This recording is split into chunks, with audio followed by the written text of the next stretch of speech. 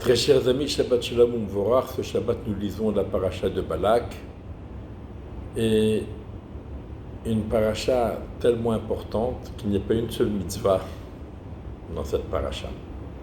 Et pourtant. Alors bien sûr cette étude elle est dédiée à la réussite de nos soldats, à leur protection, à la libération de tous les otages, pour l'élévation de l'âme de tous ceux qui sont tombés au combat et pour la guérison de tous les malades. Nous pensons très fortement avec tous ceux qui souffrent d'une manière ou d'une autre, ici ou ailleurs, à cause de ces circonstances et de cette situation. Et Be'ezrat Hashem, qu'Akadosh Baruch Hu nous apporte une Géoula très rapidement. La semaine prochaine, ce sera le jour du 17 Tammuz. Et Be'ezrat Hashem, comme on va le dire Shabbat matin au moment de l'annoncer, qu'Akadosh Baruch Hu le transforme en jour de joie et d'allégresse. La paracha de Balak, elle aurait pu très bien s'appeler aussi la paracha de Bilam. On aurait pu encore mieux l'appeler la paracha de Balak Bilam. Pourquoi ? Parce que Balak et Bilam ont formé un duo inséparable. Aujourd'hui, c'est pas très... ça, on pourrait imaginer certaines choses. Balak et Bilam, ils étaient complémentaires. Balak avait une vue beaucoup plus perçante et pertinente que Bilam. Il voyait des choses. Les Chachamim nous disent que Balak était un plus grand Mechachef. Pourquoi ? Le Zohar nous dit parce qu'il utilisait comme kishouf, comme moyen de sorcellerie entre guillemets, le tipor, l'oiseau.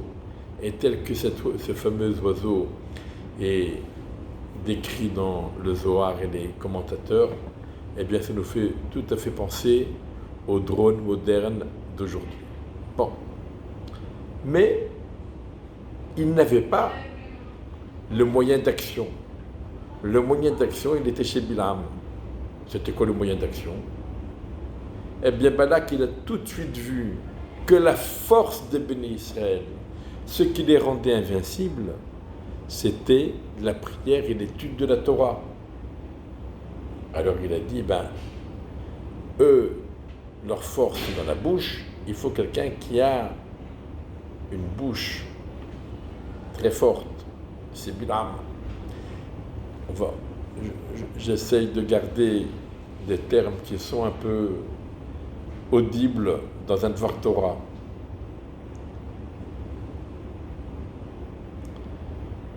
Et Akadosh Baruch Hu, il a dit à Bilam, tu ferais mieux, pour cette fois, tu ferais mieux de la fermer, parce que tu n'arriveras pas. Tu veux les maudire, tu veux éveiller contre eux des accusations, tu n'y arriveras pas. Ils sont bénis. Ils sont au-dessus de tout. Moi, Akadosh Baruch Hu, je les bénis. Moi, je les aime. Moi, je tiens à eux, et tu ne pourras rien faire. Effectivement, Akadosh Baruch Hu a mis dans Bilam, dans la bouche de Bilam, les plus belles bénédictions qui s'adressent au béni Israël. Mais ce n'est pas uniquement de la poésie. C'est dans ces bénédictions qu'Akadosh Baruch Hu a mis dans la bouche de Bilam, il révèle au béni Israël ce qui les protège réellement. Ki merosh tzurim ennu. Du sommet des rochers, je le vois, et du sommet des collines, je le contemple. Les rochers, ce sont les Avot, les patriarches, Avraham, Yitzhak et Yaakov. Et on le dit dans le Teilim, et Sa'enai el Hearim. Je lève mes yeux vers les montagnes, vers les parents. Et les Gevaot, les collines, ce sont les Imahot, les matriarches. Sarah, Rivka, Rachel et Léa. C'est leur mérite et leur exemple de fidélité à Akadosh Baruch Hu, de confiance à Akadosh Baruch Hu, de transmission aux générations qui viennent, d'éducation. C'est ça leur mérite et leur exemple, et c'est ça qui garantit notre pérennité. Mais alors pourquoi cette paracha s'appelle Balak? Parce que dans cette paracha, on annonce le Mashiach. Et qui est le papy du Mashiach? C'est Balak. Alors peut-être que Bilam n'aurait pas pu le nommer parce qu'il avait des mœurs pires que celles de Balak, et donc ça aurait fait tache noire dans un Sefer Torah. Mais en tout cas Balak, il a eu ce mérite d'être le papy du Mashiach, dont il va être question. Darar Kochav mi Yaakov, Vekam Shevet mi Israël. On annonce la venue du Mashiach dans cette paracha. Et c'est pour cela qu'elle s'appelle Balak. Balak et Bilam doivent leur naissance et leur existence à Avraham Avinu, qui a prié pour eux. Avraham, il a sauvé Lot, qui est le père de Moab, et il a prié pour Milka, juste après la Kedat Yitzhak, et c'est grâce à la prière d'Avraham qu'elle a eu des enfants, dont Bilam un descendant, d'accord? Donc Balak et Bilam, normalement tous deux, ils auraient dû faire preuve de reconnaissance envers les bénis Israël, envers Avraham Avinu, mais ils se sont alliés pour faire preuve d'ingratitude. Donc Akadosh Baruch Hu a mis dans la bouche de Bilam des bénédictions extraordinaires, et j'aimerais, chapitre 24, versets 6 et 7, étudier le Or HaChaim avec vous, parce qu'il est extraordinaire et il est d'une telle actualité. Je laisserai à chacun le plaisir de le comprendre. Donc le pasuk nous dit comme ça, on reprend déjà le verset 5. Matovu alecha Yaakov, mishkenotecha Yisraël, que sont belles tes tentes Jacob, tes demeures Israël. Yaakov, akol kol Yaakov, c'est la voix de Yaakov, deux fois le mot kol, le kol de l'étude de la Torah et le kol de la prière. Matovu alecha Yaakov, que sont belles tes tentes Yaakov, ce sont donc les Bate Knessiyot. Mishkenotecha Yisraël, tes demeures d'Israël, ce sont les Bate Midrashot, là où on étudie la Torah. Kinhalim nitayu, comme un fleuve qui s'étire. Keganot alenahar, comme des jardins plantés sur les rivages du fleuve. Ka'ahalim nata Hashem, comme ces plantes odorantes que Dieu a plantées dans le Gan Eden. Comme ça, Rashi explique que Ahalim ici, ça veut dire des plantes odorantes, et c'est aussi la traduction de Onkelos. Ka'aravim alemayim, comme les cèdres au bord de l'eau. Et le Or HaChaim nous dit la chose suivante. Il y a 4 catégories de tzadikim. La première catégorie, ceux qui sont comme Shmuel Hanavi, le prophète Shmuel, à propos duquel il est dit que chaque année, il faisait le tour d'Eretz Israël et il allait de communauté en communauté pour diffuser la Torah,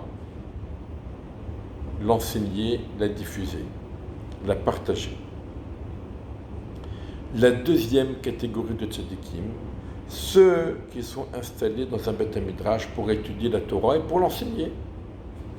Et tous ceux qui ont des questions à poser peuvent venir poser des questions. Il y a des cours, il y a des moments pour les cours, il y a des moments où on pose des questions, on reçoit des réponses, il y a des moments où on étudie.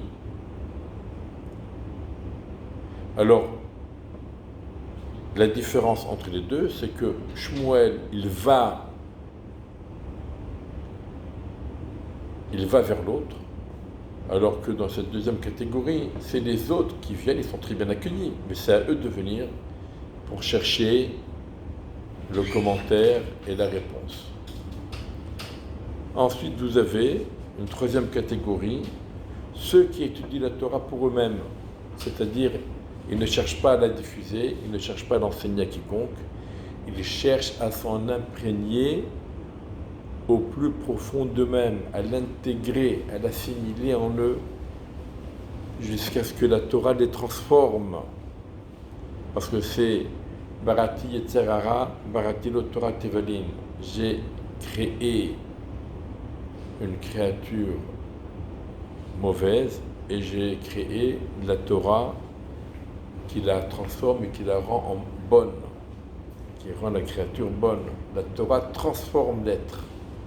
Donc ça, c'est une troisième catégorie qui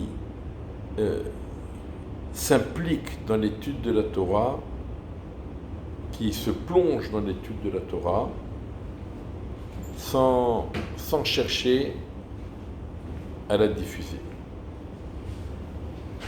Mais ces trois catégories, elles se complètent parce que il faut avoir ces personnes qui sont prêtes à étudier avec une telle intensité pour révéler, découvrir, faire rejaillir les secrets de la Torah et le sens des paroles de la Torah au plus profond. Et ensuite, cela va aller au Beth Midrash, où il y a des gens qui étudient et qui vont s'inspirer de l'étude qui est très approfondie des premiers, ils vont s'en inspirer et ils vont l'enseigner et ils vont la diffuser. Ensuite, parmi les gens qui viennent au Beth Midrash, il y en aura certains qui feront le tour de France ou le tour d'Israël pour la diffuser dans toutes les communautés. Donc en vérité, ces trois catégories d'études se complètent et quelqu'un peut à une certaine période de sa vie faire partie de cette catégorie et ensuite passer dans une autre catégorie, ensuite passer dans une autre catégorie, revenir à la première catégorie. Voilà. Et ensuite, Ka'arazim alemayim, comme les cèdres au bord de l'eau. Et les cèdres, ça correspond, ça évoque les personnages qui n'étudient pas particulièrement l'étude de la Torah, mais qui la soutiennent. Et ils sont comparés à des arazim, à des cèdres, ces arbres majestueux et puissants. Eux aussi, ils sont majestueux, puissants, ils soutiennent la Torah, alemayim. Les cèdres qui sont au bord de l'eau, l'eau c'est la Torah. La Torah est comparée à l'eau. Et donc, on voit bien l'importance de toute cette filière de la Torah, depuis ceux qui la soutiennent jusqu'à ceux qui l'étudient et ceux qui la diffusent et la dispensent. Tout le peuple d'Israël vit autour de la Torah. De même que dans le désert, le Mishkan était au centre du camp et tous les bénis Israël gravitaient autour du Mishkan. C'est ça l'approche du Or HaChaim sur ces psukim.